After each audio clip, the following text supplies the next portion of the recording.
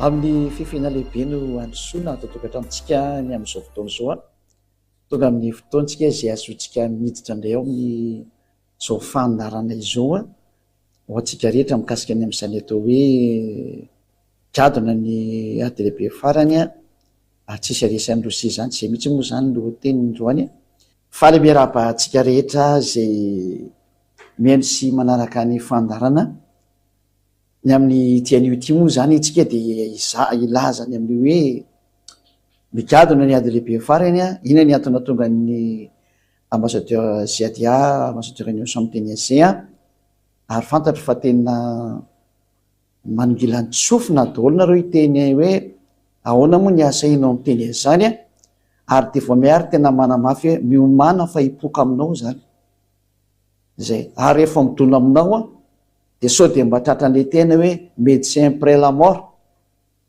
zany hoe efa tratra ianao vao tonga saina dia ny mbola tsy migadona eo ampelantananao ny fahatongavany zavatra tsy maintsy hisy eo aminao dia maiza mihaino azo zatra teneniko zao ary avy hatrany dia ambaly avy hatrany mahitsy be hoe maninona no laza fa tonga ny farany dia tsotra kely io risi manao ny ataon'io ny atao hoe efa miditra ny andro farany zao.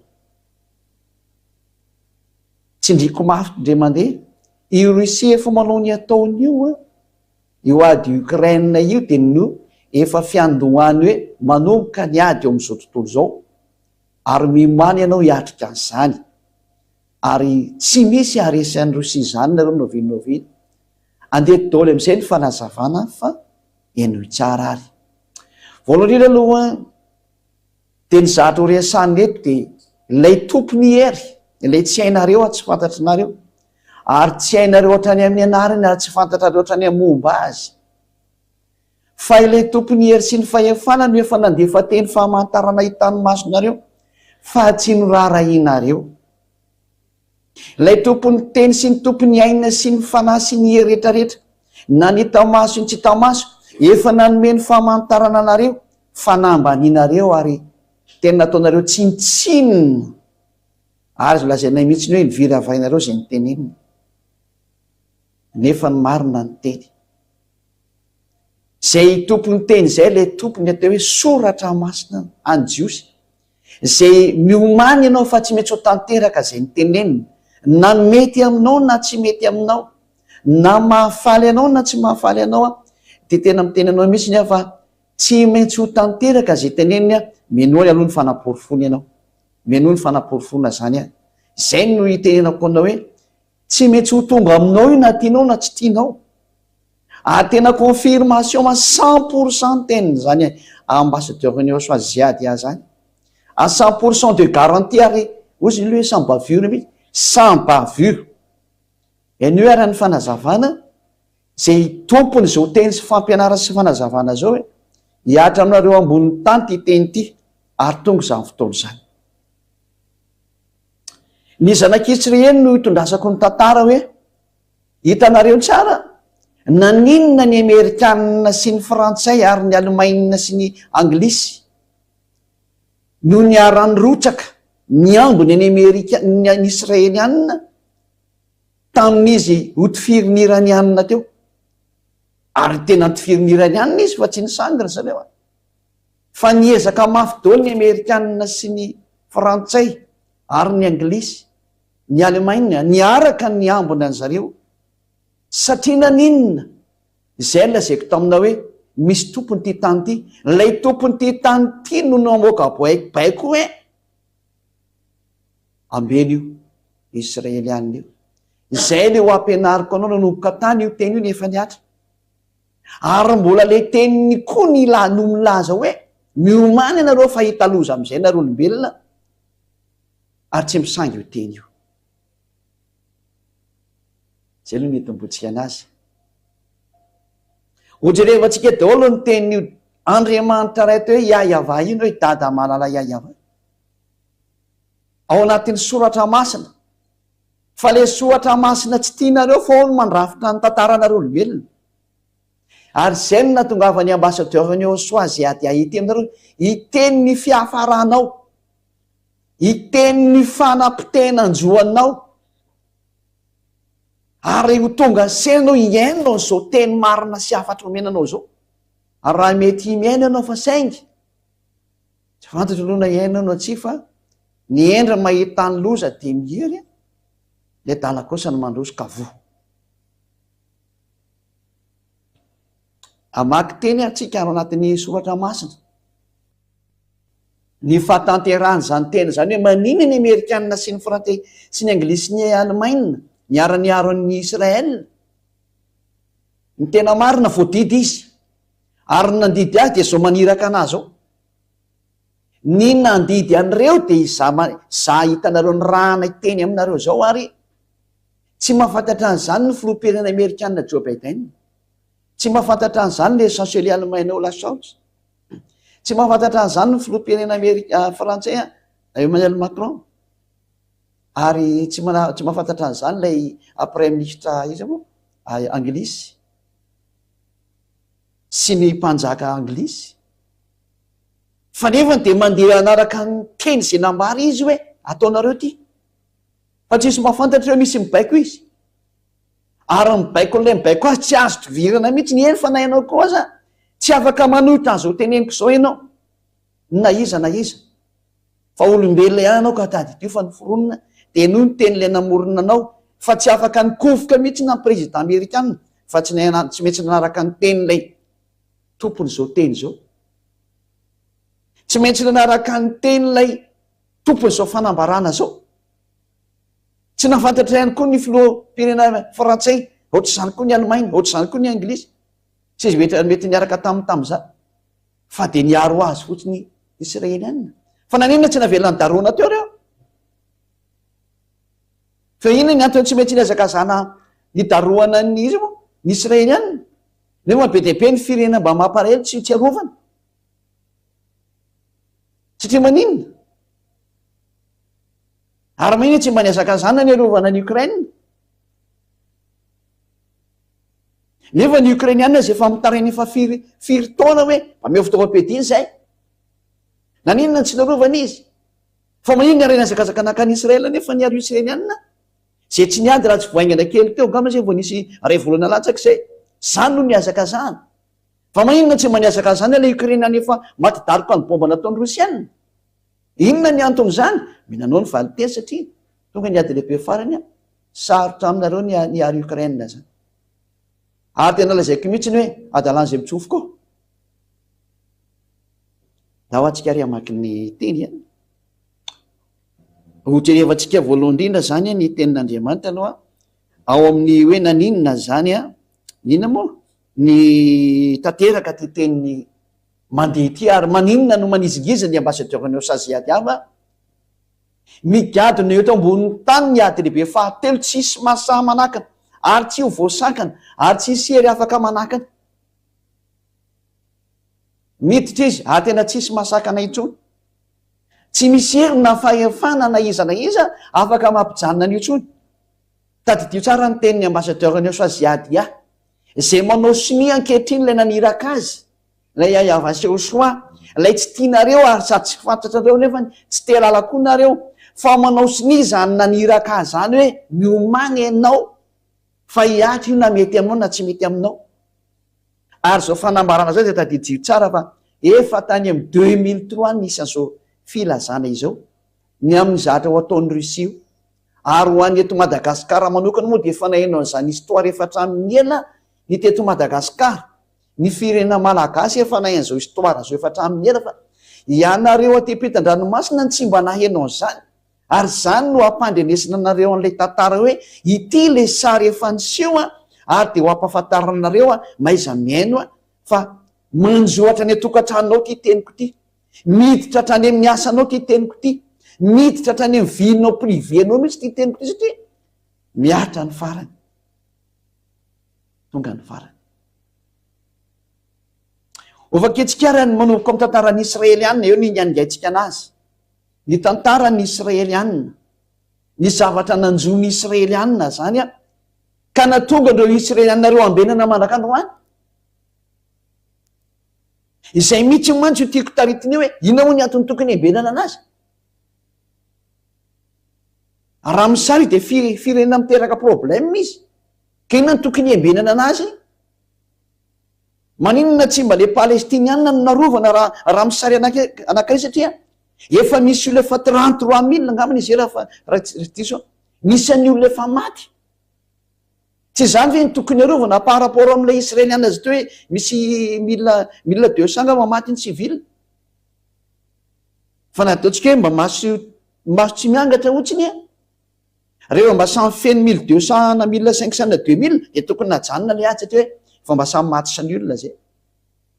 Raha miresaka fandinina tsotra satria le mamono olona ny tsy mety, fa maninona rehefa palestiniana ny vonoa de mety, fa rehefa israeliana de tsy andeha nitsangana ny aro daholo fa ny tena mipetraka. Ary maninona ny ukrainiana zay misy midariko andro manalina taria tsy mba nivonjena hatramin'izay, fa ny israeliana zay tsy de maninona akoriny nohatra de niazaka zanany hovonjena mafy mihitsiny ary natahorana ny hoe sao de misy mamono any reto, fa maninona? Mamaly anao ary valy teny omenanao koa le hoe ka de miomana koa fa tsy maintsy amely anao ny Rosianina. Ianao le tsy te an'izany mihitsy ny miomana fa ianao no tratra an'izany. Hoe naninona ny zanak'Israely ary no tratra zao olana zao ka voatery tsy maintsy ambenina hatramin'ny farany izy a. Ny olana voalohany de reo zanak'Israely rehefa nomenina ny lalàn'Andriamanitra tamin'izany fotoana menana azy natokana ho azy ireo de nididy fotsiny lalàna Mose de tsy narahany de tezitra io Andriamanitra io ka namely anazy amin'izay hoe rehefa sy tandriamanareo teniko io de ho asiko nareo. Zay zany le hojerentsika io. Inona daholo le nanjoana azy aleoloha raha tsika ny tenin'Andriamanitra araka ny boky amin'ny Levitikosy toko 220 de ny 7:20 sy ny 10:20. Levitikosy vaketsika rehetrarehetra. Somary oziny hoe mamaky baiboly ka le baiboly mihitsy ny anaporofoko aminao hoe tsy afaka miala amin'io ianao. Ary ity le Andriamanitra marina mandidiny lalàna an'ity tany ity, tsindriko aminao zay, ity le Andriamanitra marina mandidiny lalàna tsy maintsy miseho amin'ity tany ity ary tsisy afaka mamaly anazy zany. Adalanareo tsy tena araka anazy. Zay le Andriamanitra marina tsy tia fahotana. Levitikosy toko 220 ovakitsika manomboka amin'ny andininy 7:20 sy ny 5:20 aloha voalohany indrindra.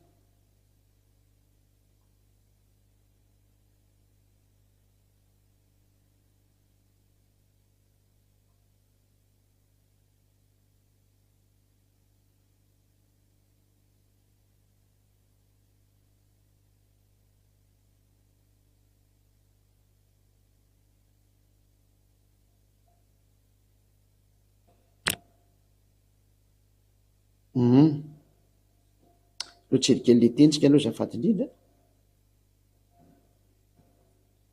Levitikosy toko 220 andininy 7:20 vaketsika aloha. Ao afaka miseho amin'izay ny sary a. Fa raha tsy miheno ahy kosa ianareo ka tsy mankatao ireo didy rehetra ireo,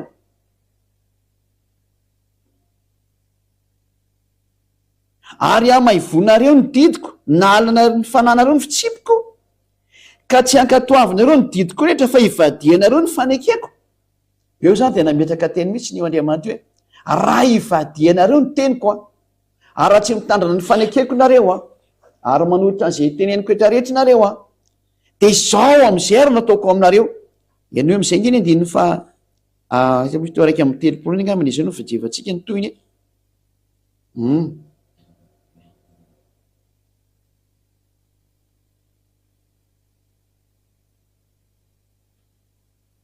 Andiny faraiky amin'ny 30 ary ka hatrany amin'ny andiny 7:30 hoe ity ny toyny be dehibe izy ary horavako ny tanànanareo. Fa tena rava i Jerosalema io, tena mpiteny mpanjaka ny Asiriana, ny Babiloniana sy ny maro samihafa. Ary ataoko lao ny fitoerana masina anareo ary tsy amboloko ny anitrareo ka ankasitrahana, ary ataoko lao ny tany ka ho talanjona amin'izany ny fahavalonareo zay monina eo.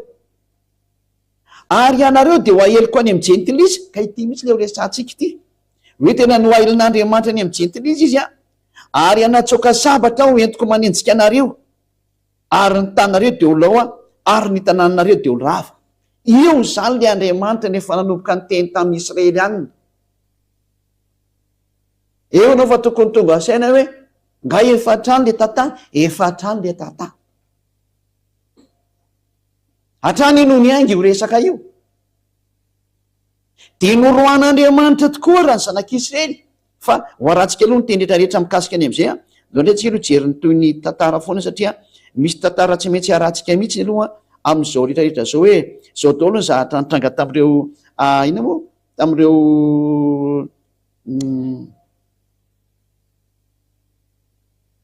tamin'ny zahatra ny Sodoma zanak'Israely zany tamin'izay fotoana izay dia reto daolo ny zahatra hoe hamelony zanak'Israely ho vakentsika eo amin'ny Jeremia indray toko 5:20. Jeremia toko 5:20 vakitsika indray zay ho voninahitr'Andriamanitra.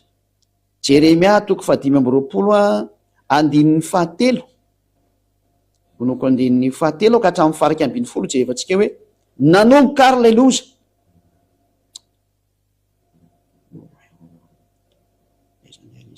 Jeremia toko 5:20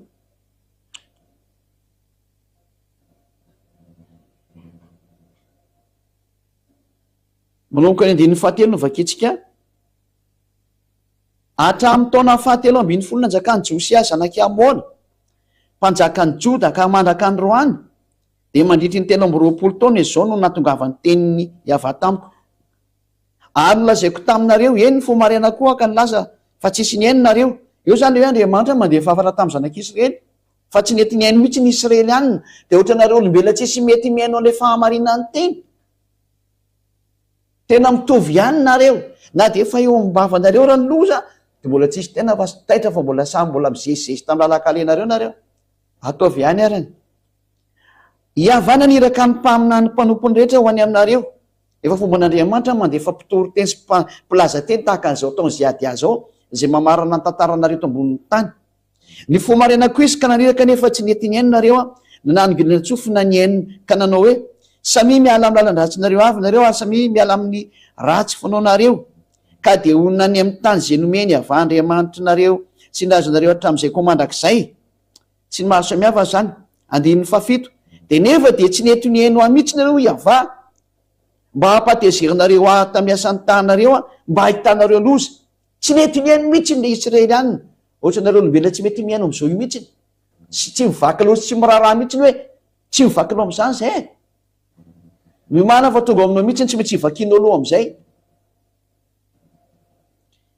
Andininy 9 koa izao no lazainy Yahva tompony maro noho ny tsy niainonareo ny teniko satria nareo tsy niaino ny teniko ozy izy.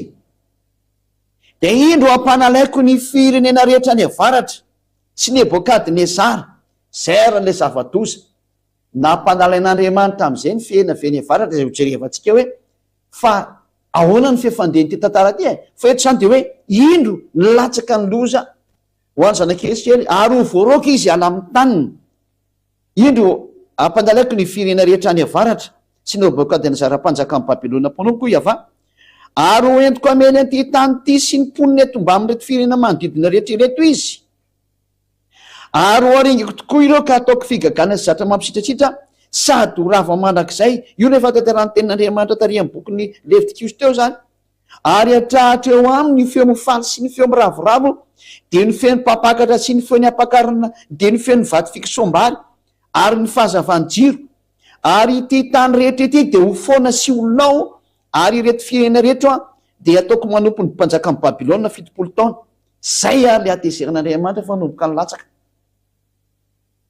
Tanteraka vele izy valiny diory izy niatra tamin'ny ino moa tamin'ny zanak'Israely zay loza be mahatsiravina eo andao ka vakitsika amin'izay ny tenin'Andriamanitra mbola votohan'izany tantara rehetrarehetra zany dia ho jerevantsika amin'izay ny eo amin'ny mpanjaka faharoa toko 7:10 andininy fa 5 sy ny 9 nitantsika ny hoe ny ino moa ny mpanjaka Asiriana namelana zareo Babilôniana namelana zareo Israeliana zafady ho vakitsika izay tena nanomboka tany amin'ny zareo Asiriana namelana azy dia ny Babilôniana dia ny Mediana sy ny Persiana samy namelana ny zanak'Israely. Io zao le bokin'ny Jeremia ny teny io izy io. Dia ndao avakitsika ilay mpanjaka faharoa toko 7:10 andininy 5 sy ny 9. Mpanjaka faharoa toko fafito ambin'ny folo andiny fahadimy sy ny fahenina. Andiny fahadimy sy ny fahenina hoe nameliny zanak'Israely tokoa ara ny hafa firenena dia nanomboka tamin'ny mpanjaka ny Asiriana. Mpanjaka faharoa 17:5-6 hitantsika ao anatin'io teny io. Dia niakatra ary ny mpanjaka ny Asiria ka nanenika ny tany ary niakatra tany Samaria ka nanao faherano azy 3 taona. Ity Samaria ity zany kapitalin'ny Israela tamin'izany fotoana zany. Ary tamin'ny taona fahasivy nanjakan'ny Hosia no nahafahan'ny mpanjaka ny Asiria tamin'ny Samaria dia nentiny baby tany Asiria ny Israely ka namponeny tao ala sy tao amoron'ny abora Gozana zany ary teny amin'ny tanànany Mediana.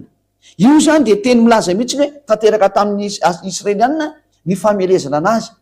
Dia tao aorianany moa nitsy ny Mediana sy ny Persiana, ny Babiloniana zany. Io fa voalazan'ny soratra masina teo nanafika izy dia sy ny maro samihafa. Andao pitsika farany zay teny zay eo bokin'ny mpanjaka foriny faharoa toko 7:20 andiny 7 sy ny 1:20. Mpanjaka faharoa toko 7:20 amafiziko tsara aminareo zay mbo fantatra mihitsy fa tanteraka ange ny teny 7:20 eo amin'ny andiny 10 nga manomboka bakitsika.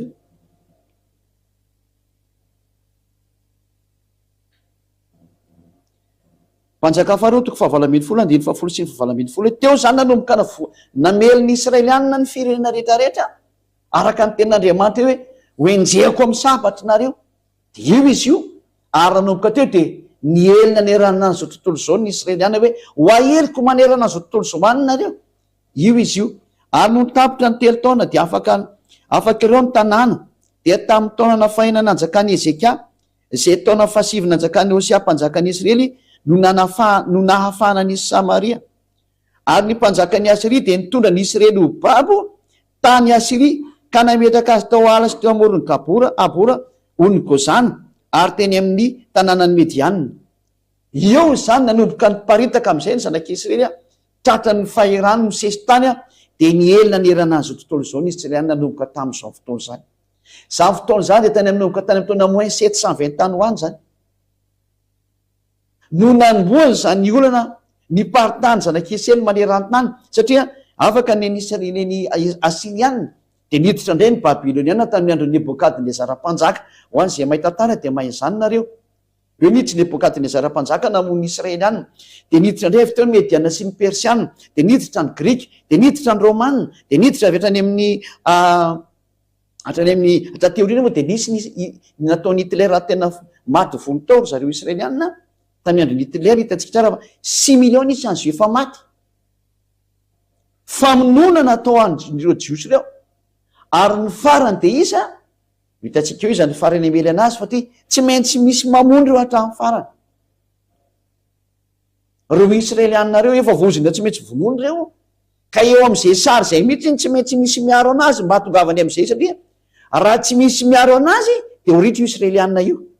Dia zay tsy maintsy erovana anazy hoe ambeny io Israeliana io. Zay na tonga ny Amerikana miambina anazy satria miambina le amely anazy farany.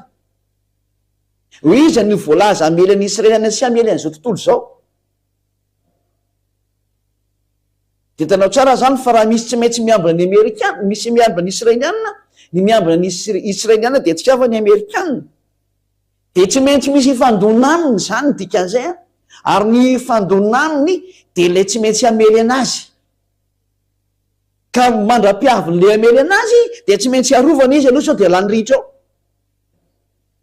Tsy haiko na araka anareo le teny na tsy araka anareo fa efa somary lasa loha kely ny teniko fa zany io tantara io.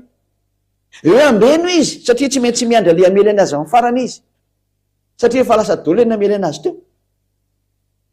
Mbola lava be ny histoire izy misy resaka biby mbola ampianarina antsika hoe biby avy eo anatin'ny ranomasina izay manana tandroka 7 ino moa tandroka 17. Mbola ho avy zay. Fa ny tantara efa marina no efa lazavaina amintsika hoe tsy maintsy tanteraka io na tianao na sy tianao. Ary zay zao ampianarina antsika etra tokantrano hoe mahay zany mihaino sy mandray fa tsy maintsy tonga ny ady lehibe farany izy efa mandeha io efa mandeha le izy fa tsy ho tapaka intsony ary tsy azo tapany intsony, tsy misy herina fahefana ampitany ty mazo manala an'io na manaisotra an'io na mampijanona an'io, fa zay mikititra an'io mampijanona an'io no potika sy horava izy. Zay mikitikitika an'io na iza na izy na hery avaiza na fahefana avaiza no potika sy rava. Zany le dada mahery indrindra iavanao anaran'ilay naniraka an'izay adiady tonga ty aminareo ety. Tsy azo sangina ny teny etony eto, tsy tenin'olombelona ny teny eto fa tenin'Andriamanitra mahery, ary lay mitondra ny teniny lay tsy azo sangina. Fa marina ny teny fototra zany ho voninahitry dada iavasy eo soa. Ary tsaroa fa tena fitiavana lehibe famonjeny ity.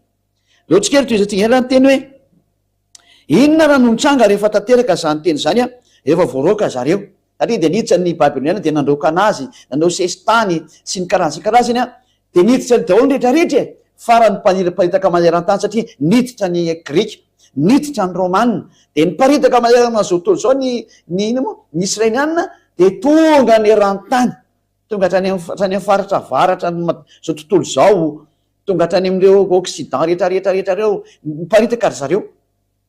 Zay rehefa niparitaka ary zareo de aitsika tsara moa fa ny soatra masina de manamarina mihitsy fa niparitaka izy, satria ny soatra masina ndre no ny teny am'izay hoe avy ireno ary reo naparitaka nareo reo. Noho ny amin'ny tenin'Andriamanitra io de niparitaka ny zanak'Israely tena voany sesitany manerana zao tontolo zao izy. Porofony zany hitanareo tsara, misy jiosy any France, misy jiosy any Amerika, misy jiosy daholo ny fahatrany Ukraine any ary misy jiosy, any Russie misy jiosy, saika misy jiosy daholo manerana zao tontolo zao ary iny le vokatry ny sesitany nazo anazy de niparitaka ary zareo noho ny amin'ny zava-doza nitranga teo amin'ny tany ny jiosy. Ary rehefa niparitaka ary zareo de ny zavatra nitranga am'izay taorinany zany nivoaka ny teny io Andriamanitra io hoe ianareo rehetrarehetra zay nanaparitaka an'ireo jiosy reo avy reninareo amin'ny taniny izy, ary rehefa averinareo amin'ny taniny kosany izy de ambeny tahaka ny fiambina ondry kely de fiambesina ny ondry zany. Hitareo zany reny ondry reny fa rehefa misy mpiambina de arovana tsy ho an'ny ambody, arovana tsy ho azo ny fahavalo, ho arovana tsy hoe misy mamono fa tsy maintsy miambina eo ny tompony, fa zay natao hoe miambina ondry. Izy ireo man tsy mora misy mamono reny, ho an'ny biby izy izy malefaka kely de mora maty izy de tsy maintsy ambenana zany le ondry. De ozy ho Andriamanitra marina sy mahery io zay tsy azonao divirana ny teniny hoe tsy mahafantatra an'izao Joe Biden président américain, tsy mahafantatra an'izao Emmanuel Macron président frantsay, tsy mahafantatra an'izao lay premier ministre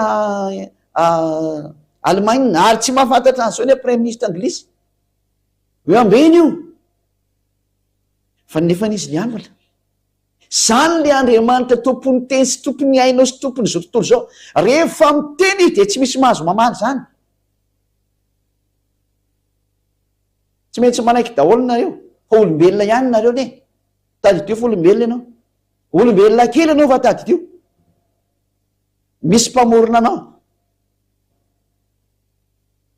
De aza miteny hoe ahoana moa ianao manana fahaisana miteny ohatran'izao, mbola ho hainao zany aoriana kely fa mbola tsy androany tsy am'rapitso, fa ho hainao am'izay izy le miteny aminao sy miresaka aminao.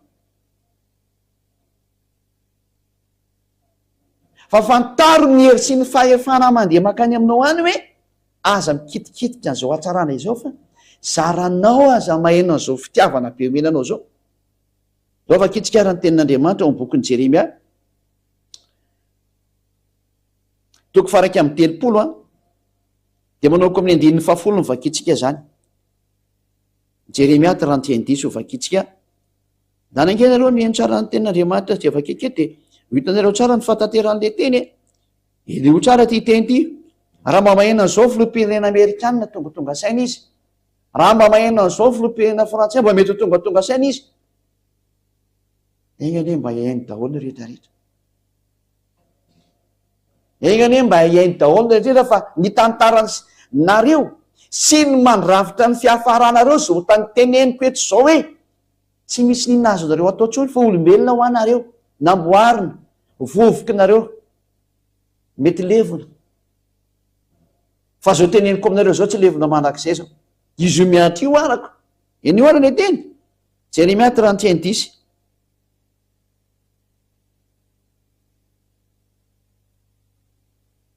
miaino ny teny ny avay anareo jentilisa ary torio any amin'ny tany amorontsiraka ny lavitany.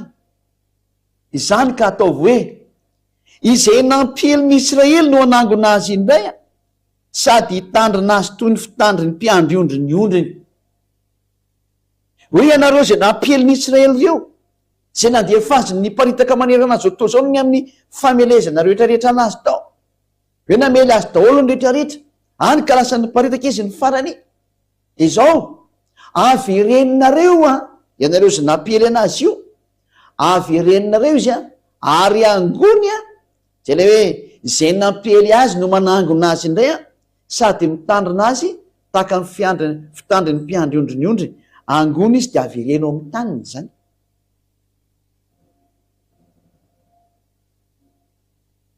Ary rehefa tava averina eo amin'ny taniny izy de ambeny tahaka ny fitandriny mpiandry ondriny ondriny. Iza ny Andriamanitra amin'ny teny ohatran'izany ka tanteraka ny teniny. Fa nefa zany teny zany de tany amin'ny taona -500 misy zany teny zany. Tany amin'ny taona -500 talohan'ny la zéro no misy an'izany teny zany. Fa tanteraka izy ankehitriny hitantsika vao tamin'ny ray volana taona natanteran'le teny. Ny niarovan'ny Amerikanina, ny Frantsay, ny Anglisy, ny Alemaina, ny Rosia, ny Israelianina farany teo niarana hitinareo.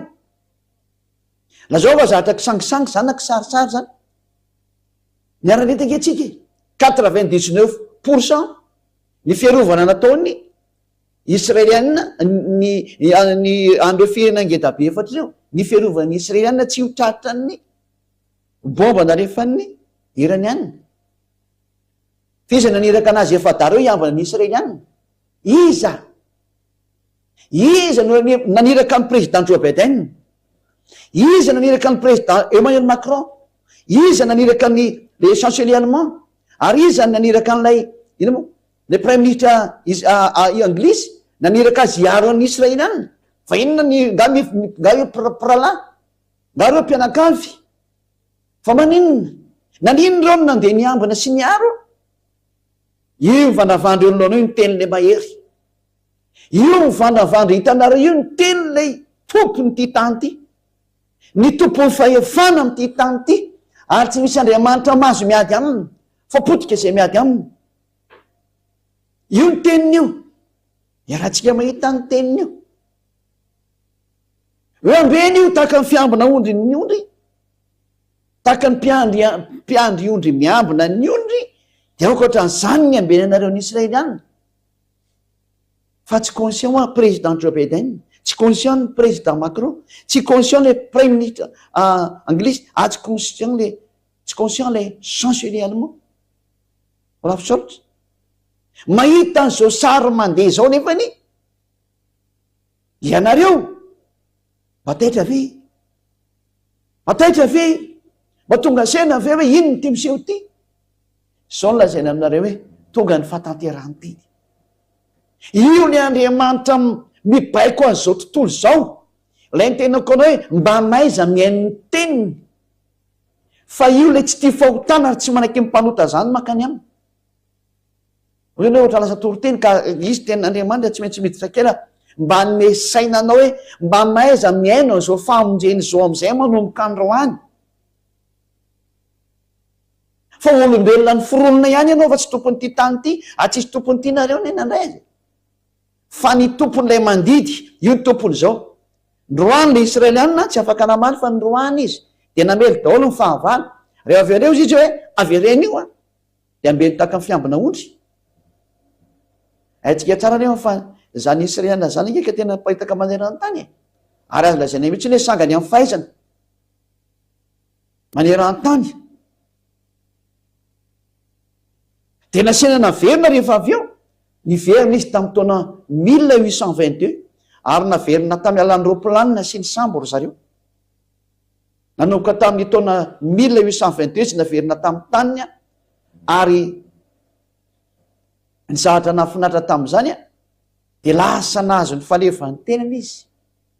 Ary ny Société des Nations namerina azy na le hoe SDN, Société des Nations, izay niova hoe ONU ankehitriny na hoe Organisation des Nations Unies. Zany no namerina ny Israelianina tamin'ny tanina, ary ny lohalarana tamin'izany ny Amerikanina sy ny Frantsay mihitsy. Ny Amerikanina sy ny Frantsay dia ny Anglisy, ary namerina koa ny Alemaina mba nanarakaraka tao ihany taty aoriana. Atria tratran'ilay tenin'Andriamanitra daholo averenao amin'ny taniny io. Ny Alemaina moa tsy afaka nanao ihany satria zareo raha mbola namono ihany taty aoriana, mbola nanao abibiana ihany koa zareo tany aloha tany. Fa misy tolotolo fa tsy moa tsy hiditra lalina mihitsy ny tena marina mizatra an'izao tamin'izao fa tena namono zany reo tena izy ary voaterina merina rehefa avy eo. Ka noho ny izy voaterina merina izay indrindra no nahatonga an'zareo hoe miambina azy. Ka rehefa tao anatin'ny tarika ny Amerikanina oka izy ny lehibe rehetrarehetra dia niambina daholo amin'izay na Amerikanina na Frantsay na Alemaina na Anglisy tsy zetra taritarika niaraka tao. Samy miara-miambina ny Israelianina daholo farany teo. Lazao ary raha tsy tanteraka izany teny izany. Zay ny valianao voalohany ilay miteny hoe aiza ny mahaposibla ilay hoe Rosianina hono no tsisy marisy. Zay aloha valio.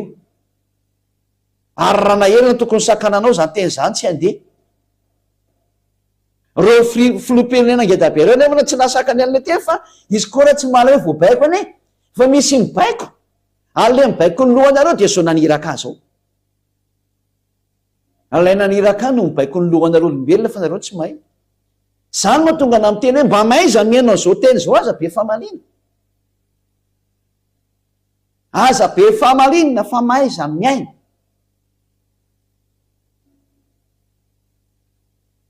Fa na ny manam-pahaizana ary tsy tonga saina tamin'izao teny zao nefa izy miatra e. Ny mpandinika rehetrarehetra mba mitady hevitra efa ahoana fa izy miatra e. Ary samy gaga daholo hoe manino ny Israelianina no rovana nefa ny Ukrainianina ry tsy mba rovana.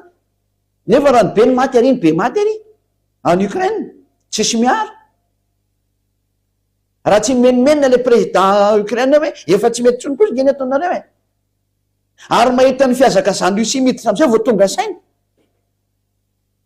Nefa ny Israelianina tsy maninona narovana tsara mihitsy. Eo izy manana fitaovam-piadiana mbola narovana ihany. Zatra mahavariana be mihitsy zany. Ny Israelianina manana le moa misy an'le dôme bouclier zay ny anarany zany. Tena mahavita miady amin'ny rehetrarehetra miaro tena amin'ny misily. Fa mbola nampiana fiarovana foana. Satria maninona? Satria le tenin'Andriamanitra hoe ambeny tahaka ny fiambina ondry izy io. Ambeny tahaka ny fiambina ondry izy dia nampiarina. Ko raha ny filoham-pirenena manerana ny tentaniny monsieur le ngeza-be reo raha moa nanaraka ny tenin'Andriamanitra izy ianao. Izy ianao izay mahita sy mandreha io no monsieur mamaly. Fa misy daholo anie io teniko io e. Misy daholo le teniko izy ianao zany ny amany an'io. Fa raha vao io zany no nitranga aza mamaly tsony ianao. Metimety aminao idio amin'izay mivava. Izay metimety kokoa. Dia maiza mihaino ny teny marina amin'izay a. Enao le fampianarany eo soa. Enao le fampianarany eo soa fa fitiavana anao daholo zao teny zao. Fanaporofona aminao hoe tsy misy afaka miala amin'ity Andriamanitra marina teny e. Fa tenina voakan'io Andriamanitra io nge dia niatra daholo ny tiako teneniny e. Ary ny filoham-pirenena Amerikanina, Frantsay, ny Anglisy sy ny Alemana tsy mahafantatra hoe misy tenin'Andriamanitra mandeha eo. Dia io tenin'Andriamanitra io nge no aplikeny zareo. Ary tsy misy afaka mamaly mihitsy ny a.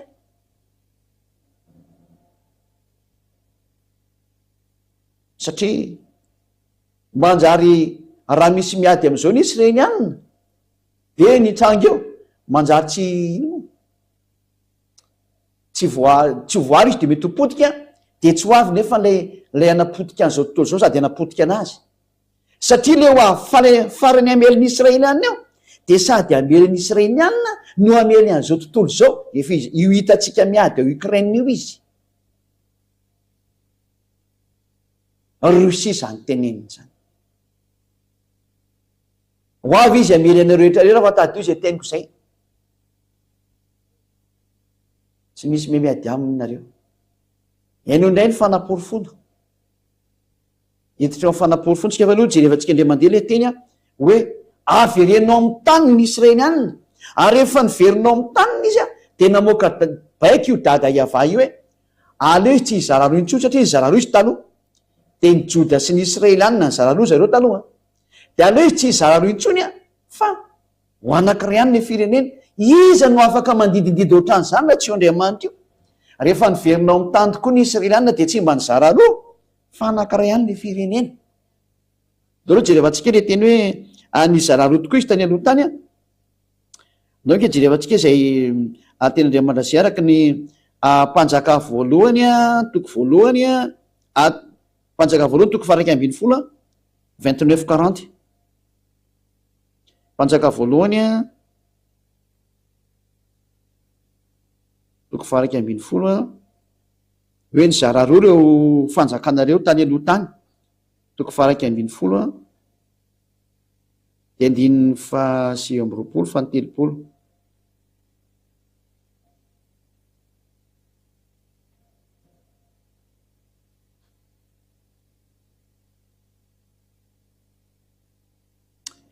Manjaka voalohany toko faha 120 9:20 ka hatrany amin'izay hafarany ao. Ary tamin'izany andro zany raha niova, raha nivoaka avy tany Jerosalema Jeroboamy, dia nahita azy teny an-dalana ary ahia Silonita mpaminany. Satria resaka mpaminany foana ty mandeha ity.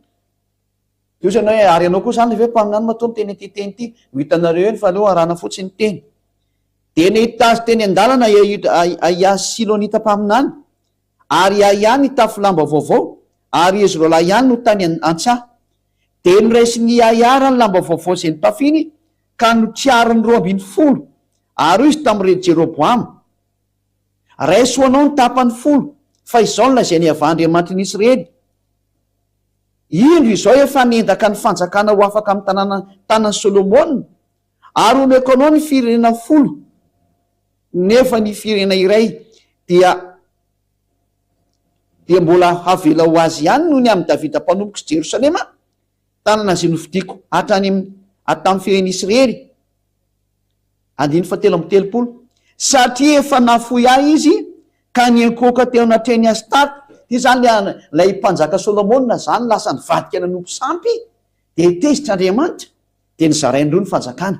Zay le izay sikeno niankoaka teo anatrehany Astarta andriamanitra baviny Sidonianina, ary Kemosy andriamanitra Moab, ary Milkoma andriamanitra ny tanàna Kiamona, fa tsy nandeha tamin'ny lalako hanao zay mahitsy eo imasoko sy tandrana ny didiko sy fitsipiko tahaka ny Davida rainy. Nefa tsy esolika eo an-tany avokoa ny fanjakana rehetra, fa ampitoeriko mpanjaka ihany izy amin'ny andro rehetra iainany noho ny amin'ny Davida mpanompoka izay novidiako, satria izy no nitandrina ny lalako sy ny didiko. Fa esoriko eo an-tanina ny zanany kosa ny fanjakana, ka omeko anao nefa ny firenena 10 ihany. 9:30. Fa firenena iray ihany no omeko ny zanany mba hisy fanilo an'i Davida mpanompoka eo anatrehako mandrakariva any Jerosalema, tanana izay novidiako ahy hametrany eny anarako. 9:30. Tiany tantarany hoe misy mihitsy le nizara roa izy a. Ary ianao no alaiko hanjaka amin'izay rehetra iriny fananao ary ho mpanjaka amin'ny Israely. Zay keto zany dia voalaza amin'izay hoe ny eo ajanona sisa ary amin'ny taraky any amin'ny Solomona zany a dia Joda sy Benjamina. Zay le izy fa ry amin'ny taranaka Israeliana kosany a dia hoentin'ity eto hoe Jeroboamy ty a, ary ny fanjakana ny firenena 10 Israely a zay ny hoentiny ny taranaka 10 Israely zany nizara roa zareo. Dia zay na tonga hoe lasa nisy Israelianina ary nisy ny atao hoe Joda sy Benjamina no miaraka, ary ny atao hoe ny Israelianina 10 amin'ny ilany fanjakana ray, 2 ny amin'ny ilany fanjakana ray, ary miady tsy akijanona mihitsy ny mora eo hatramin'izy voany sesy tany mbola miady ihany izy. Dia tany misy dia rava-tany zany. Dia namoaka teny amin'izay Andriamanitra hoe rehefa miverina izy a dia atao fanjakana tokana. Dia hitanareo hoe lasa Israelianina tokany amin'izao, fa tsy misy tsony le Joda sy le hoe Joda sy Israelianina, rava le izy zany, tsisy azay tsony. Dao raha vakitsika amin'izay le tena Andriamanitra kasika amin'izay any bokin'ny Ezekely no vakitsika. Ao jerevantsika kely bokin'ny Ezekely toko faha 7:30 andininy faha 2:20 no vakitsika avy hatrany amin'ny anaran'ny Hosoa. Ezekely 37:22.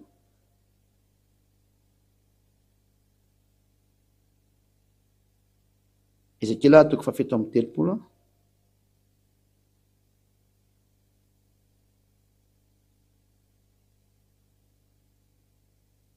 Ezekely 37:22. Aleo ohatrany dia vakitsika andiny faraiky amby roapolo hatra ny hoe famerenana ny israelianina amin'ny taniny manomboka amin'ny raiky amby roapolo ka hatramin'ny roa amby roapolo de lazao aminy hoe izaolona izay ny avahatompony maro ino zao aka ny zanak'israely avy any amin'ny jentilisa io ary le teny hoaraiko avy any amin'ny jentilisa zay naleny eny hangoniko avy any amin'ny manodidina any izy ka hoentiko ho any amin'ny tanina ireo averin'andriamanitra any amin'ny tanina zany iny le teneniko teo ary ho ataoko firenena ray any amin'ny tany izy de any atendrombotriny Israely ary ho mpanjaka ray ihany no mpanjakan'izy rehetra ka tsy ho firenena roa intsony izy ary tsy saraka ho fanjakana roa intsony tena tanteraka mihitsy rehefa niverina am'izay ny Israeliany tao amin'ny taniny tsy ny saraka roa intsony fa anankiray ihany mbola ilaza fe ianao fa mbola maherin'io Andriamanitra io ianao fa izany teny rehetra zany ange de nitranga daholo hatrany amin'ny fiambenana ny Israelina manak'androany hita amin'ny masonao izy lasa tsy firenena roa fa firenena anankiray hita amin'ny masonao ary am'izao tsika miteny zao de ny Israeliana de taritiny Andriamanitra Benyamin Netanyahu izy ny prime ministre Israeliana zao zay mibaiko sy mitazona fahefanao ilaza venao fa mbola maherinao zany Andriamanitra zany ilaza venao fa mbola idefehan zany Andriamanitra zany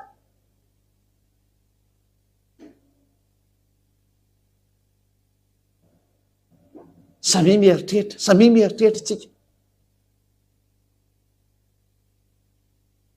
fa zany le teo Andriamanitra amin'ny teny ka tsisy masakana ary milaza ka tsisy matohitra mbola maly venao mbola maherinao zany Andriamanitra zany nevany de hitanao maso tsara fa tsy anankiroa intsony ny Israelina am'izao tsika miteny zao fa ray tokana izy ary misy président anankiray ao aminazy ao am'izao ary premier ministre anankiray ny firenena anankiray tanteraka eto amin'ny masonao zany teniny zany tanteraka zany ilay Israeliana naverinao amin'ny taniny tanteraka zany miokanao teo ny daty tamin'ny 1822 ary Amerikana ny lolara namerina azy tao de izy io miambina anazy io ary ambeny takana fiambina ondry de niambina tokoa ny Amerikana ny hitantsika teo rehefa hotifirmirany ihany izy tamin'ny ray volana latsaka teo niambina ny Amerikana niambina ny Frantsay niambina ny Anglisy ary niambina koa ny Alemana efa mba nitsofoka ny antsehatra mbola maly venao hoe mbola misy maherinao zao Andriamanitra toyko aminao zao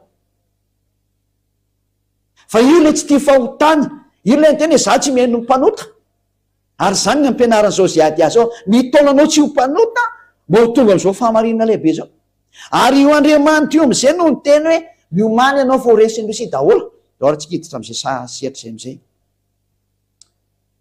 hiditra am'izay sary zay tsika hoe maninona ny voateny am'izay Rosia hoe tsy afaka miady am'izany nareo tsy afaka miady am'izany na ny Amerikana fa raha vao miady am'izany de potika nareo de meko mivalony potika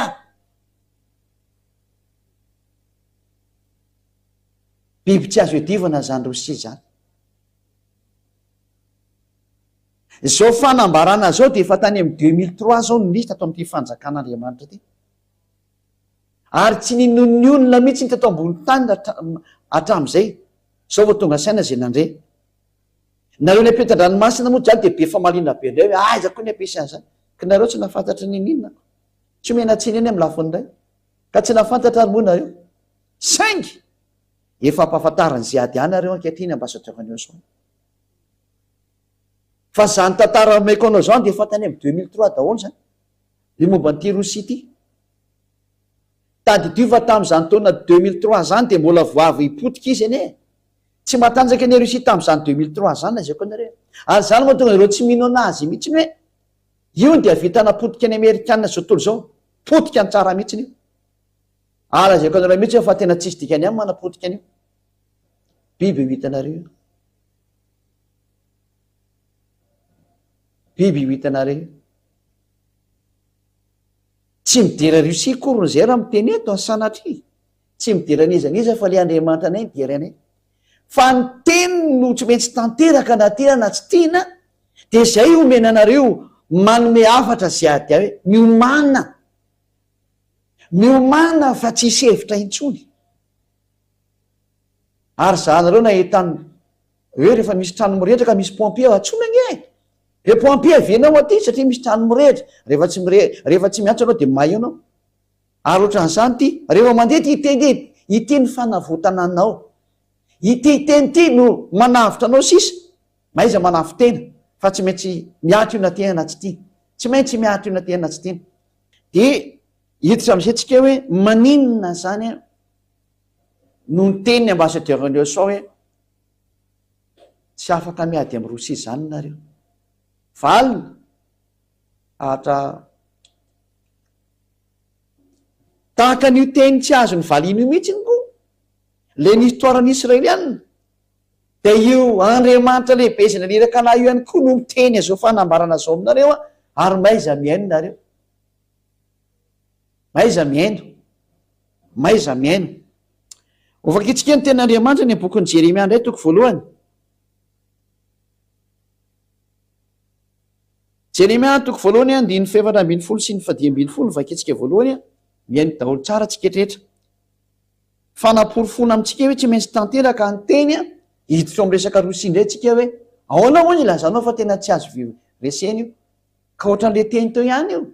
Raha afaka nanohitra an'le teny teo nareo de afaka manohitra nyity teny ity, fa rehefa tsy afaka nanohitra an'le teny teo nareo de tsy mahazo manohitra nyty teniko ty ihany koa nareo dikan'izay. Jeremia toko voalohany daoge notsika tsara mihitsiny de samy mandinika tsara sy mieritrehitra hatrany amin'ny mpanjaka ny tany, hatrany amin'ny prime ministre maneran-tany, hatrany amin'ny rehetrarehetra manerana an'izao tontolo zao. Samy mandinika tsara manoloana zao teny zao hoe manahoana ianao manoloana ty teny ity fa tsy maintsy miatra ty teny ity na mety aminao na tsy mety aminao de tsy maintsy miatra le teny. Jeremia toko voalohany manomboka midiny 7:10 de hoy ava tamiko iroatra avy any avaratra ny lozanjo ny ponina ny lozanjoa ny ponina rehetra amin'ny tany. Zany hoe miomany ianao zay ponina eto ambon'ny tany fa avy any avaratra ny loza amely anao.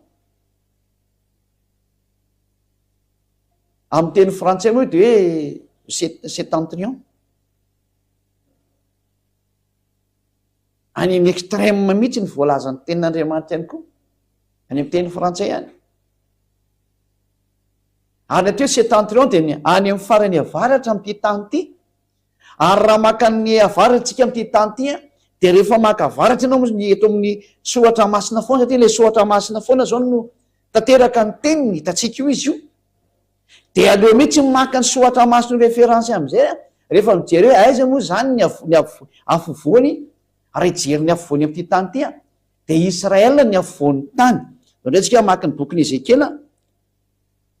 Ezekiela 38:12 alohantsika hoe aiza zany nijerevana ny santa raha ohatra ka miteny ny sohatra masina de meko anao indray ny valiny.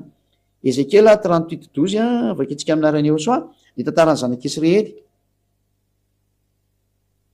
Ezekiela 38:12 mba amapy sy androba ary amely indray zay efa rava saingy vo misy ponina ankehitriny zao. Io zany le israeliana niverina amin'ny tany hoe zao misy ponina izy ary ny firenena zay nangonina avy tany amin'ny jentilisa tsy izy le firenena nangonina avy any amin'ny jentilisa fa Israel. Ary niary omby sy fananana de ireo zay mitoetra amin'ny fohiben'ny tany. Ny fohiben'ny tany zany amin'ny sohatra masina tanteraka io daholo ny teny de Israel ny atao hoe fohiben'ny tany. Israel ny fohiben'ny tany ka raha vo miresaka hoe any avaratra sy atsimo sy atsinanina andrefana de Israel foana ny repère araka ny teniny io Andriamanitra marina tsisy afaka mamaly io. Ko ny président amerikanina io nanaraka automatika tsy afaka namaly, président frantsay nanaraka automatika tsy afaka namaly, izy filohan'ny européanina zao union européenne izy ny lehibe ao, nanaraka automatika ny anglisy tsy afaka namaly, manaraka automatika ny Allemanina tsy afaka namaly, rehetrarehetra zany tsy afaka mamaly. De ianao no izy mbola afaka maly ianao. Tananao mieritreritra amin'izany teny zao fa tena tsy misy azo ivaliana mihitsy ny le teny. Ka raha miteny hoe veny avaratra zany de ny centre zany Israel. Ka iza zany le ho avaratra de rehefa jerevantsika ny eo amin'ny avaratra de ny avaratra ny Israel ny Moscou Russie laotsika ijery an'izay sary zay vetivetika hatro hoe manana sary tanina de tsika misy sarytany any ty atsika ampiasaina tsy haiko na ho tonga ihany tsika io ary izy io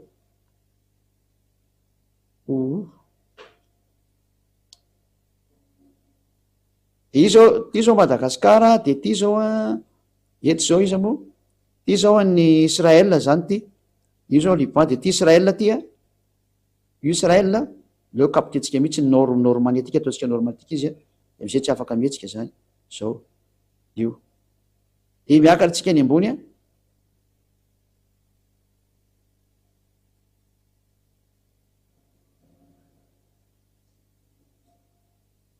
de ny ato ambany ny ambony niakatra zao sary niakatra ny sary a de jereva amizay fa tonga aty Rosia tsika rehefa kelikely io ary Moscou eo ambony io nampidiniko mahitsy ohatran'izao mihitsy l izy a de trany de io varavara be eo amizay a Moscou io ito Rusie ny eo ambony eo rehefa mijerinareo io Rusie voilà vao miteny Moscou tsika de fantatsika fa Rosia ny dikan'izay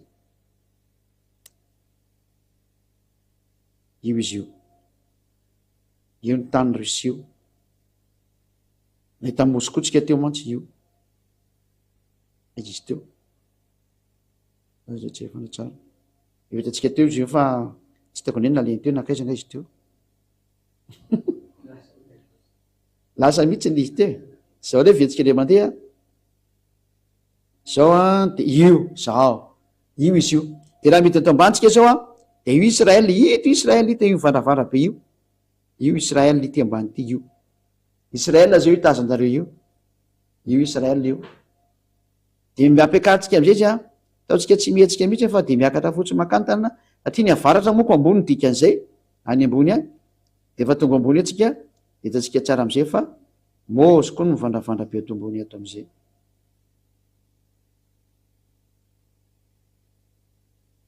lasa ny vakarenana rendreny saritsika izy ty io lasa ny ambony loatra teo io izy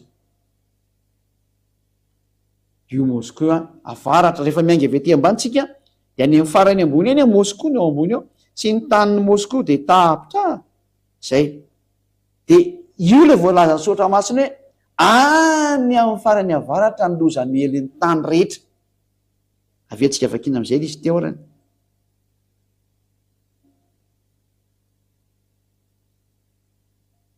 Jeremia 1:14 eny enge ty ho anareo rehetra zany hoe de miomana zany efa miteny zay ady ah hoe ho avy ny loza melin'ny tany rehetra ka de miomana fa avy any avaratra lizy a any amin'ny farany avaratra ohatrandrasanisy kolera mavomavo tampoka sa zao mihitsy ny kolera lizy io de hoy ava tamiko irohatra avy any avaratra ny lozanjony tany any ponina rehetra amin'ny tany de mbola enolo teny a fa indro tsoko ny fihena rehetra amin'ny fanjakany any avaratra hoy ava de atonga izy ka samy hametraka ny seza fiandriany eo anylohany izy teo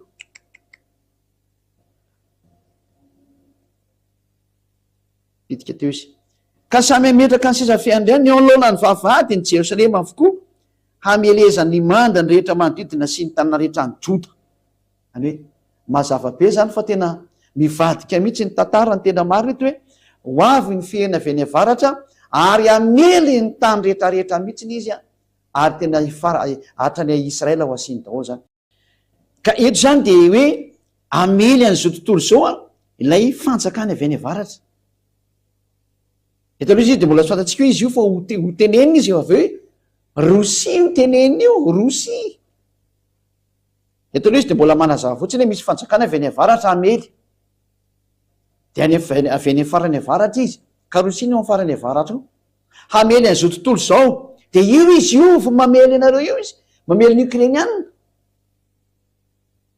sasa ataony iny atsony iza no mitarika anazy tsy olombelona de mamely valy anareo tsy olombelona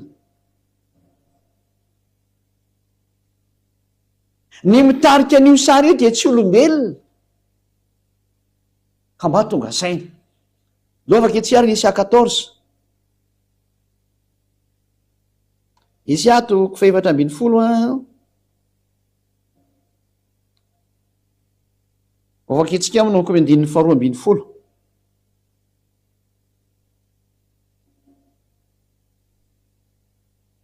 enio tsara ty Esia 14:12 zany a vakitsika voninahitra tady Avasiosoa. Endre latsaka avy tany an-danitra ianao lay fitarikandro zanakiny maraina. Eotrany de misy fitarikandro ka kitana moa hoe fitarikandro zany avy eny ambony eny dikan'izay milatsaka amin'ity tany ity. Lay fitarikandro zanakiny maraina voakapy enjera amin'ny tany ianao a ry lay mpandripaka firenena. Misy mpandripaka firenena zany milatsaka makety amin'ny tany dikan'izao. De hoe zony izy ianao taony ty zany tsy olombelona fa raha voaketana zany moa de zavaboary avy eny amin'ny lanitra ambony iny reo extraterrestre reo zany resahana zany.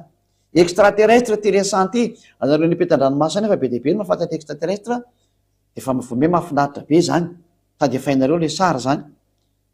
Ianao ary de efa nanao anakapo hoe any an-danitra no iakarako any akatra any ambony any hono izy ty ary any ambony kitan'Andriamanitra no andratako ny sisa fiandrianako. Zany hoe extraterrestre anankiray idefian'Andriamanitra lay mpamorona sy nary lanitra sy ny tany. Idefian'Andriamanitra zany izy ty ny dikan'izao. Sady mijery any teknisiana fa miova be ny sary. Ary ambony kitan'Andriamanitra no andratako ny sisa fiandrianako. Izany hoe tena midefian'Andriamanitra tanteraka mihitsiny izy zany a. De no tsara nkeny zatra teneniny hipetraka eo ambony hipetraka eo an-tendrombohitra fivoriana any aparany avaratra ao. Zany hoe raha ny voalazany tenin'Andriamanitra eto zany de ity extraterrestre devoly anjelin'ny vadika ity satria anjelin'ny vadika mihitsy indreo zany dia tena mitady haniotra an'ilay avo indrindra izy a ary izy nipetraka any amin'ny fivoriana any aparany avaratra. Zany hoe hitarika ny fivoriana ny afarany avaratra izy zany a. Zany hoe reto extraterrestre zay lazainy sotramasana falantsika ty an-tany reto de ho any amin'ny farany avaratra izy a ho any Rosia ny dikan'izay. Atria hitantsika efa ny farany avaratra miala ny Israela ngeka i Rosia. Ohatrany hoe ahoana moa ny confirmenao avy hatrany fa Rosia io ho avy eo ny teny fa nefa tsikelikely de nge de hiakatra ho any ambonin'ny avonany rano ao izy a. Eto izy zany de hoe hitarika ny fivoriana any aparany avaratra. Mazava zany fa any ny fivoriana izao tontolo zao ndray. Hivadika makany ndray zany ny fivoriana izao tontolo zao. Ary hitantsika amin'izany a ny fafirodrodiny zay mahatakatra fa tsisy afaka mihetsika manoloana ny Rosia izao tontolo zao. Ny atodohan'ny zahatra ao Rosia zany lazaiko anareo fa tsy olombelona ny ao.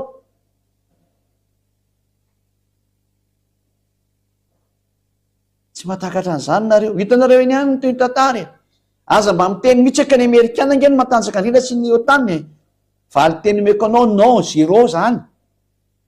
Reo fotsiny tsy avela mihetsika de tsy mahazo mihetsika. Mbola herin'ny dada Avasiosoa tsy mampetsika an'ireo nefa zao efa tsy tazomina tsony izy. Zay no mahatonga an'io zatra io fa mandeha. Zany hoe hipoaka ve ny bomba nucléaire aleloha vovonjy ianao fa tena ho apoka mihitsiny io.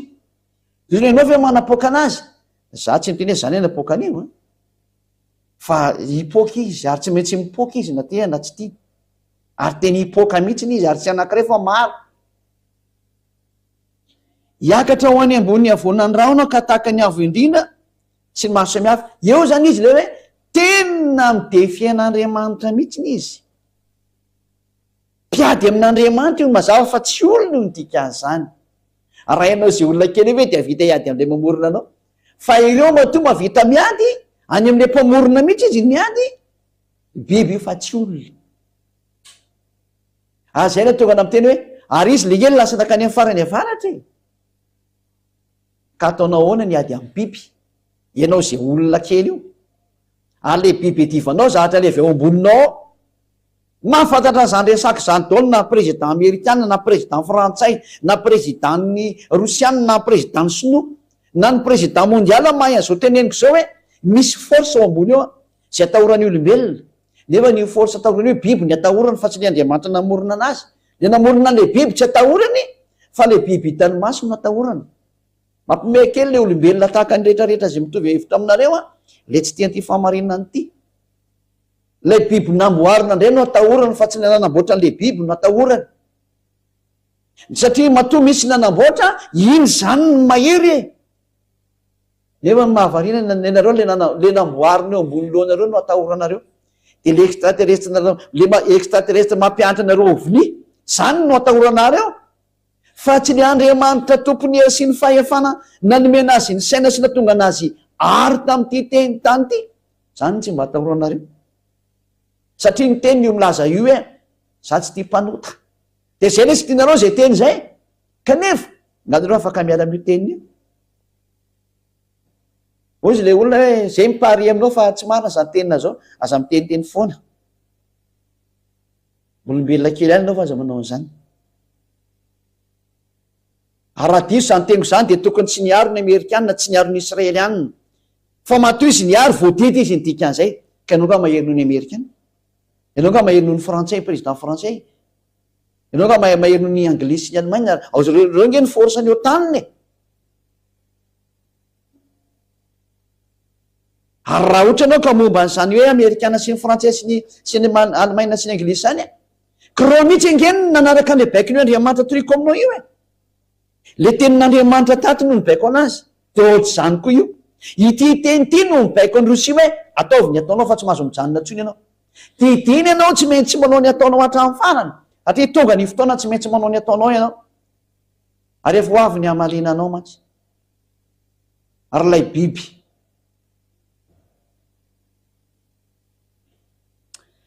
ahoana moa ny ilazanao ry ambassadeur-ny Osoa fa tena ovakitsika ndray ny teny manaraka hoe ahoana moa ny ilazanao fa tena io mihitsy ny biby ary tena miconfirme tena 100% ianao ndora vakitsika ndray ny ten'Andriamanitra amin'ny Jeremia 6:22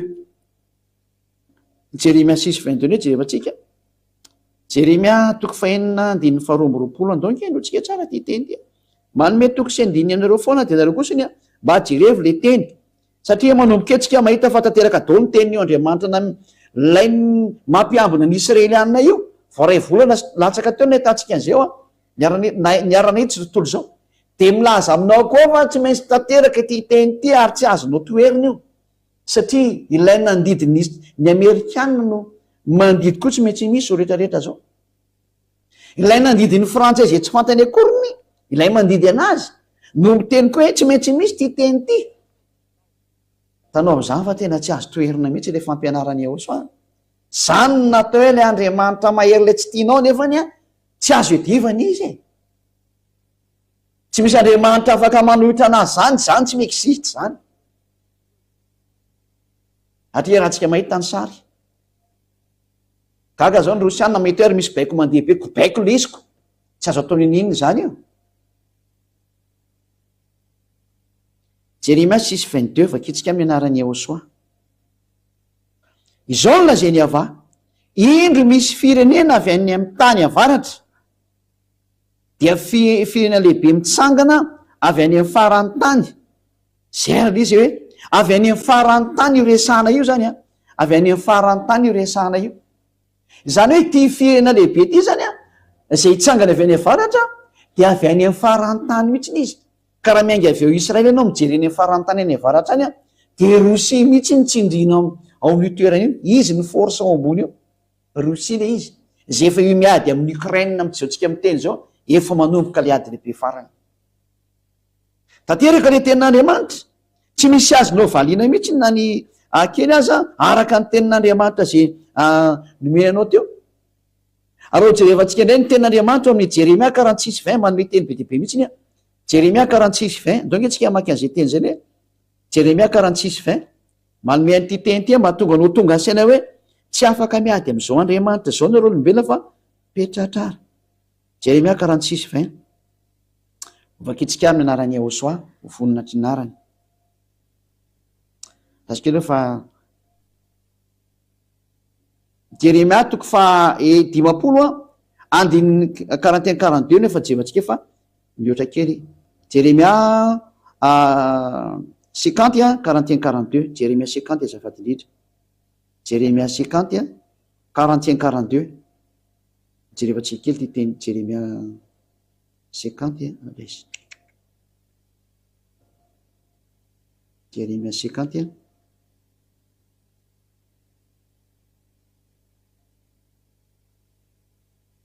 de 41 ary 42 de hitantsika mihitsy hoe avy any amin'ny farany avaratra mihitsy ny ty loza mandeha amin'ny tany ity. Jeremia 50:41-42. Indro misy firenena avy any avaratra dia firenena lehibe sy mpanjaka maro no mitsangana avy any amin'ny farany tany. Io le izy io tsy pika sy lefina no entiny, loza be sy tsy mamindra fo izy, ary ny feony de mirondrona toy ny ranomasina, sady mitaingitra ovaly izy, ary vo manataka ny lehilahy ho ao amin'ny ady hamely anao ry Babilôna zanaka vavy. Ny Babilôna ny taranaka ratsy fana rehetrarehetra zao, ny ratsy saina rehetra amin'ity tany ity. Babilôna mpanao ratsy, miomany ianao. Avy any amin'ny farany avaratra tena matsiravina be ry zareo, tsy mamindra fo izy.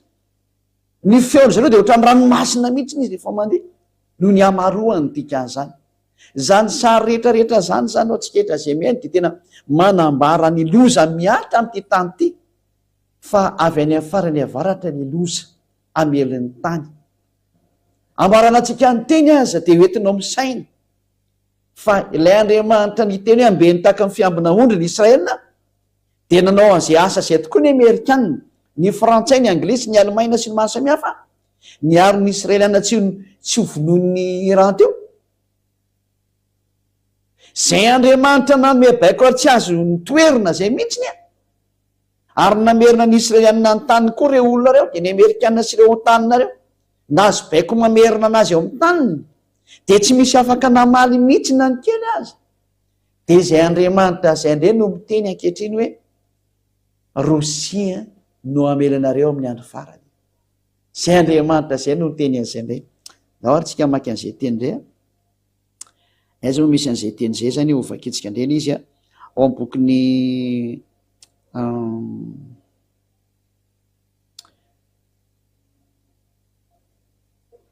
Ezekela 4:7 no vakitsika raha ampiaratananao zany Ezekela 4:7. Ary etsika dia hita fa hitarika ny firenena rehetra ny Rosianina ao anatin'izany ny Afrika.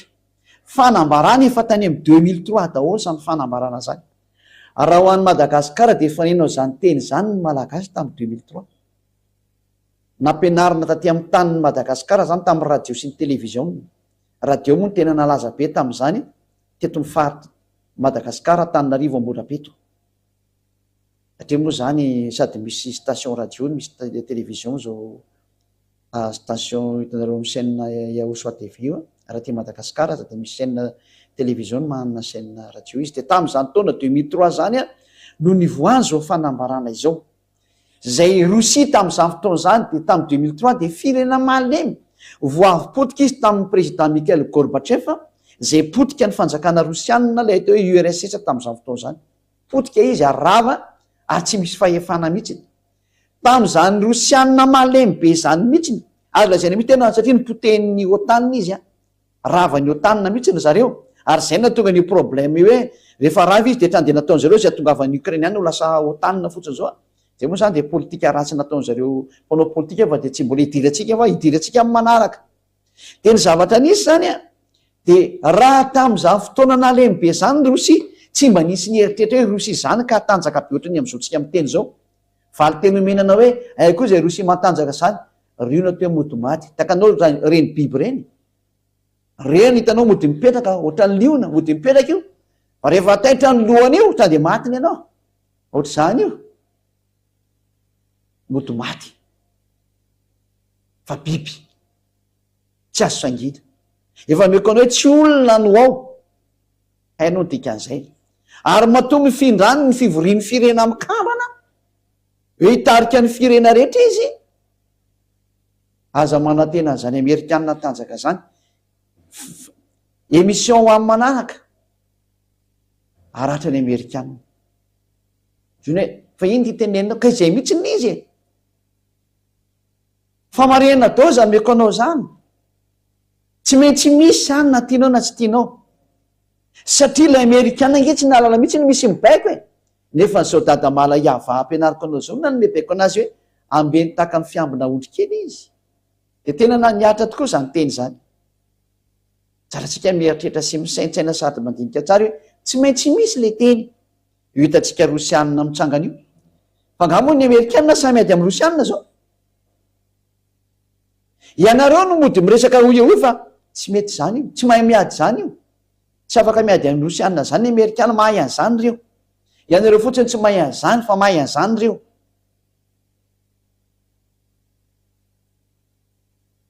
inoerany teny Ezekela 38 andininy voalohany amarana antsika anazy Ezekela 38 de samby mandinika tsara zay nampianariko anao teo na hoe zavatra tsy honoina koa zany fa zavatra réel raha tsika mahita mihitsy ny sary eny tadidinareo ny teniko fa raha misy ny zahatra farany fetsindrindry to amin'ity tany ty ny fanjakana fetsindrindreto de ny fanjakana rosianina ny matanjaka indrindreto de ny rosianina fa io ny tena fetsindrindra tsisy maraka ny ataony mihitsy nareo zay re arao foana ny zatra ampianariketo io hitanareo ny fataterany teny am'izay io efa mandeha io izy io Ezekela 3:telopolo enondrera ny tenin'Andriamanitra zay nandeha afantaranao ny fahamarinana hoe zany hoe mbola azonao eritretina ntsony hoe atanjaky ny israeliana ny amerikanina sy ny frantsay sy ny anglisy mahasamihafa ny otanina zany mimalemy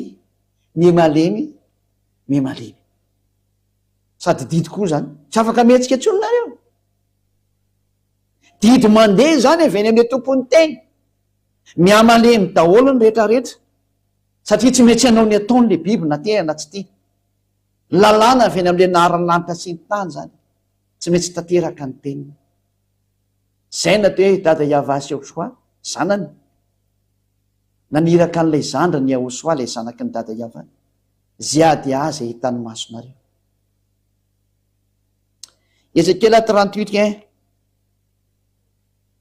manomboka amin'ny 1 jusqu'à hatrany amin'ny 7 de vene toy hatrany manomboka amin'ny 15 jusqu'à hatrany amin'ny 16 ary zay ny amarana antsika ny teny Ezekela 37 1 jusqu'à hatrany 7 ary tonga tamiko ny teny ny havanana hoe ry zanak'olona manatry fiany goga avy any amin'ny tany magoga zay mpanjaka ny Rosia sy Meseka ary Tobala ary naniny amelezana azy io la terme Rosia fa tonga ary le goga de fiantsonany ny tany Rosia ny andrinan'ny rosianina tamin'ny fotoana taloha zay ary magoga mpanjaka ny Rosia sy Meseka ary Tobala zany magoga zany de anisan'ny razambe tany alohaben'ny rosianina zany mbola ampianarina atsika rehefa mampianatra ny momba ny am'zany resaka zany tazavaina atsika daholo zany fa aleloha arana atsika fotsiny izy ka ataovy izao ny lazay ny ava tompony maro indro amelanao ary goga mpanjaka ny Rosia tena mpanjaka ny Rosia mihitsiny sy Meseka mosoka moa dikan'izany na Moscou ary Tobala moa de zareo miaraka aminy eo andininy faefatra hitarika anao ka nisy masomby ny valany ranonao matoy izy zany asiana masombia de taritina ny valany ranony tsy mety mivoaka izy nydika zay tsy mety miady izy izay ny lazako aminy hoe zany Rosia zany ny fetsindrindra ny antony olazakanareo ny antony fa izao ny antony mahatonga tsy mety miady satria raha vao miady eo izy de potika tsy ny amerikanina ny apotika anazy fa tapitra ny androny zay menanao vahoana raha vao izy no mitsangana miady eo de tapitra ny androny de mody mitarazorazo izy fa raha ny fitaovam-piadiana zany rosianina zany lehibe ny extraterrestre ao ambony ao no miaraka aminy ary zany ny teknôlôjia faratampony raha tsy hainareo hoe marina ve zany zany amakany de hitanao le izy saingy anao kosa mety tsy tafavelona raha hitanao zany mamaty any ianao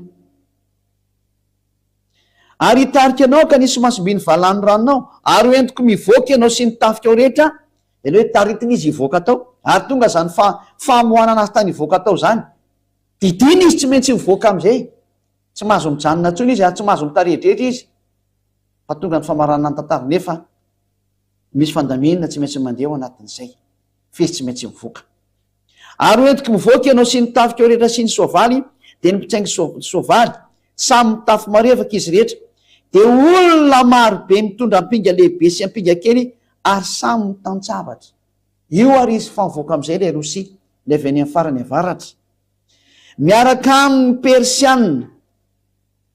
tanareo tsara izany miaraka amin'ny rosia am'izao tsika miteny zao fampianarana tamin'ny 2003 zany. izany miaraka aminy am'izao tsika miteny zao raha tsy ny iranianna, satria ny iranianna moa ny atao hoe persianna. hitatsika tsara ny fiarahan'ny rosia sy ny iranianna. iza moa no miaro ny iranianna am'izao tsika miteny zao hoe ny rosia no nitsangana hoe raha misy mikitikitika iranianna de eo zay eo kaiky eo iaro anazy. tahaka ny amerikanna miteny raha vao misy mikitika israeliana de eo zay mitsangana miaro anazy. mazava zany fa ifandonina ny de super puissance. tsy afaky ady amin'ny rosia zany ianao ry amerikana. zay avo hiteny hoe impossible aminao ny ianao azany. satria ianao mihitsy ingely lasa niaron'ny israelianna e. baiko ny andriamanitra iava ino nataonao. tsy afa-manoatra ianao fa izy ny tompony teny, izy ny tompony fahefana, tompony hery, tsisy afaka manohitra azy. de izy ihany koa no miteny hoe tsy maintsy ho avy rosia hipetraka amin'ny toerana nametrahana azy, satria tsy maintsy hamelon'ny israelianna izy, voalahatra hamelon'ny israelianna izy. tsy maintsy miala ianao dikan'izay, tsy maintsy handady eo anatreny famarinana nrehetrarehetra. ny famarinana zay raha avy amin'io dade iava io tsy maintsy tanterahana, tsy maintsy tanteraka ny teniny. miaraka amin'ny ary ny iranianna zay atao hoe persianna, ny etiopianna. hitatsika ny fiarahan'ny sinoa sy ny etiopianna, ary hitatsika ny fiarahan'ny etiopianna amin'ny rosianna ao ambadika eo fa mivantana le izy amikehitriny miteny zao. raha hitatsika ny fiarahan'ny afrikanna rehetra miaraka amin'ina moa miaraka amin'ny rosianna tany amin'ny taona 2003 daholo ny tenenina zany hoe miekary ianao ry afrika. hiakatra zany afrika zany ary nanomboka tamin'ny fiakarana izy moa ny fiakaran'ny baraka obama tao amin'ny fitondrana no ny voany teny hoe miekary ianao ry afrika. ary mbola hiteny zay ady amzo tsika miteny zao hoe azagaga raisongadina afrique du sud aorina kely fotoana fo izy ny ndrasanareo. ary azagaga ny mahita ny afrikanna miazakazaka manatona ny rosia satria baiko n'andriamanitra ny ala izy efa tany amin'ny 2003 daholo no tenenina zany. miaraka amin'ny etiopianna, miaraka amin'ny libianna. tanao ny etiopianna sy ny libianna efa nisy atao hoe goavana mihitsy ny eo amin'ny fatiny afrika ao zao tsika miteny zao.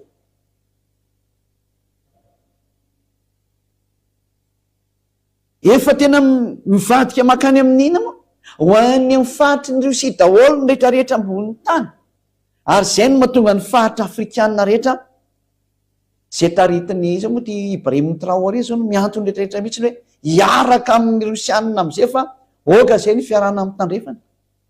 tenin'andriamanitra nampianarina tamin'ny 2003 tetỳ Madagasikara zany, tao amin'ny radio HFF mitoreny Osoa sy tao amin'ny télé HFF mitoreny Osoa manamarina zany ny ponety Madagasikara tsy nisy zany tamin'ny 2003.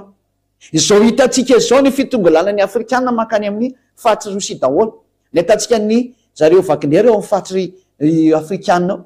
ary ny afrikanna zay efa mitongirana tsy mety miaraka amin'ntsony amin'ny frantsay sy ny amerikanna.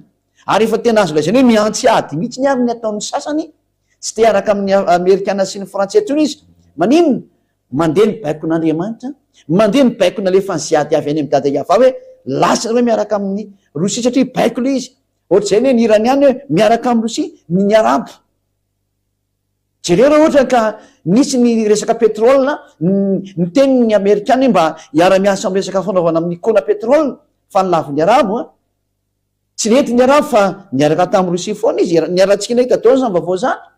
de laza ve nareo fa hoe diso ny tenina nambarany ambassadeur ny soasiady tany amin'ny 2003 zany.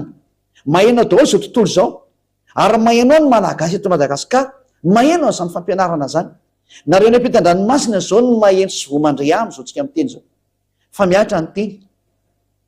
jereo ny ataon'ny afrikanna fa miala amin'ny amerikanna sy ny frantsay, miala amin'ny europeanna izy lasa nakany rosia izy. tenin'andriamanitra nge io miatra io tenin'andriamanitra le miatra. inona zany no avalinareo? inona zany no avalinareo fa tenin'andriamanitra miatra io? io ny ame ny afrikanna tsy mety miaraka amin'ny amerikanna sy ny frantsay ntsony. tena tsipahany zareo mihitsy le izy. mbola maro ve nareo tsisy tanteraka le teny. de tahaka an'izao fatanterahany teny zao ny ilazako aminao hoe de tsy maintsy ho avy ny fatanterahany teny hiakatra rosia izy efa miakatra io. tsy hijanona ntsony ary tsy afaka mijanona intsony izy ary tsy mahazo mijanona intsony izy mandrapatanteraka ny teny rehetrarehetra. tsy misy memiady amin'izany nareo. Marana ny teny tanteraka ao amin'ny andininy fadimy folo ny vakitsika ty hitantsika teo ny miaraka taminazy ny afrikanina, miaraka taminazy ny iranianina ny reo araby reo a, de vakitsika am'izay ny andininy fadimy folo ka hatramin'ny fahinambiny folo hamarana antsika ny teny eto ny mamatra izy hoe zareo avy any farany avaratra, ny rosianina le farany avaratra. Ny andininy fadimy folo aza Ezekela 38:15 ka hatramin'ny 16. Ary ho tonga avy any amin'ny fonenanao, avy any amin'ny farany avaratra ianao, tanao le farany avaratra zany Rosia. Raha mijery ny avaratra par rapport amin'ny Israel atsika de Rosia ny farany avaratra. Ary tena nitsindrina mihitsy nefa le tarikatra amin'ny andininy voalohany sy ny faharoa tao hoe Rosia, goga mpanjakan'ny Rosia. Tena mpanjakan'ny Rosia mihitsy ilay goga izay hamono an'izao tontolo zao. Miomany ianao ry Amerikana fa tsy maintsy milefy teo anatrehany. Miomany ianao ry Frantsay fa tsy maintsy milefy teo anatrehany. Ary tsy sinoa zany no afaka hibaiko ny Rosianina. Ny Rosianina raha no mibaiko ny sinoa. Raha mba fantatrinareo ny zava-doza ao anatin'ny firenena anankiray de tsy namaly nareo. Saingy nareo tsy mahalala ny zava-doza ao, fa reo filopianareo mahay any histoire ihany ny sasany. Fa le hoe voninahitra sy le hoe rehare de tsy amanao ninina de mody mizezizy teny fa tsisy memiady aminy. Tsy misy memiady am'reo zany. Marina zany teny zany. Ho tonga avy any amin'ny fonenanao, avy any amin'ny farany avaratra ianao, mba amin'ny firenena maro miaraka aminao. Fa firenena maro reny miaraka amin'ny Rosia. Aza mieritreritra reo fa tsy maro miaraka aminy. Mitongilana makany Rosia daholo zao to zao rehefa tonga mibaiko mampandeha an'izany. Mandeha makany daholo nareo. Fa didin'ilay avo indrindra tompony teny tahaka an'izy ny teny hoe ambeny tahaka ny fiambina ondry kely ny Israelianina de ny ambiny ny Amerikana sy ny OTAN. De zany koa ny teny hoe mandehana tanterao zao teny zao. Tsy maintsy mandeha manatanteraka ny teny rehetrarehetra satria efa misy koa moa mandeha raha teo fa vao mehy mafisina ny teny tanterao. Efa tamin'ny 2003 zany teny zany nandeha. Tonga zao ny 2024 mandeha ny fanatanterana ny teny tsy maintsy fiteny hatramin'ny farany zany fa didiny ayava. De olona marobe sy miaramila betsaka ary andiny fahinambiny folo Ezekela 38:16. Ary akatra meliny Israely oloko tahaka ny fiakatry ny rano anarina ny tany ianao. Ho avy izy ameliny Israelianina ihany koa tahaka nataony rehetrarehetra teo ihany. Tahaka nataon'ny Asirianina, ny Babilonianina, ny Medianina, ny Persianina, ny Greka, ny Romanina, namely azy daolo rehetrarehetra. Zao ndray zany misy amely azy farany, tsy izy ny ameliny Israelianina farany fa ny Rosia. Zay no mahatonga azy tsy mbola velaka tiana fa miandry any Rosia. Raha ohatra izy ka misy miketika de manjary tsy misy ompiteny Rosia tsony. Ka mandra-piakatra any Rosia de tsy misy ambenana izy. Io izy io nefa eo Rosia. Miomanao ry Amerikana fa tsy maintsy miala am'izay ianao. Tsy maintsy miala ianao. Tsy maintsy miala daholo nareo amin'ny fiarovany Israela fa tsy mety tsony. Ilanareo miasa nareo fa tsy maintsy mandre ny teny.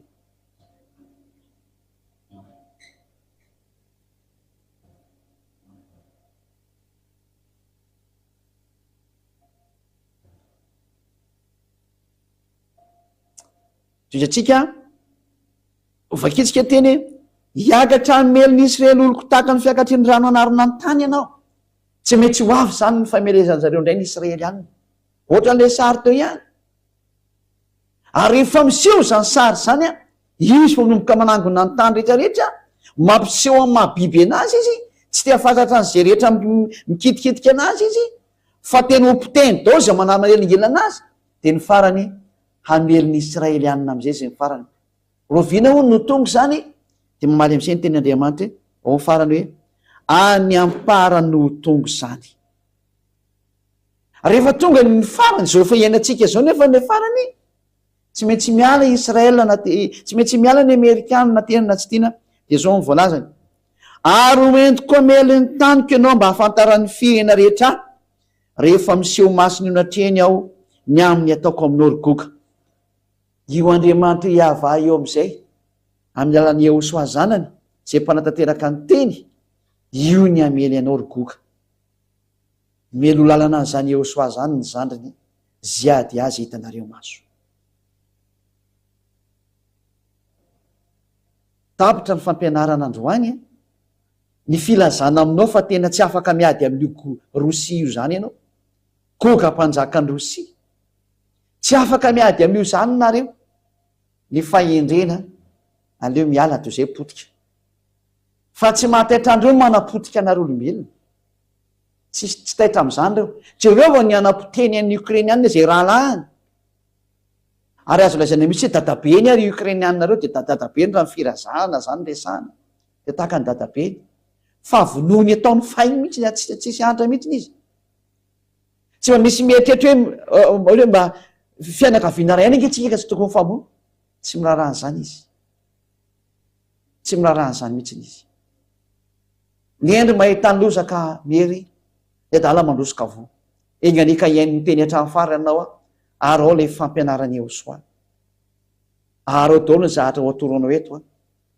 fa efa tonga ny farany ary efa hifarana le farany isao miratsa tananao sisa fa efa tonga ny farany efa be zay ny lasa efa kesy le ampilatananao efa hiditra ntsehatra lay biby